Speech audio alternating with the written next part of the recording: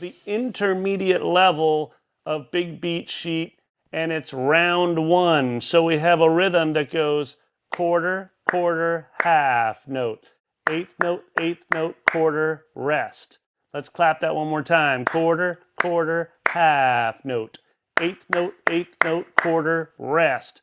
Dig it. So now I'm going to take that and I'm going to apply the C major chord to that first measure of the big beat sheet. Quarter, quarter, half note. And then that eighth note, quarter rest is going to go with the next chord of the intro, which is G. Eighth note, quarter, rest. So if I add my left hand, it looks like this. 1, 2, 3, listen. Quarter, quarter, half note. Eighth note, quarter, rest. Quarter, quarter, half note. Eighth note, quarter, rest. Again, quarter, quarter, half note. Eighth note, quarter, rest.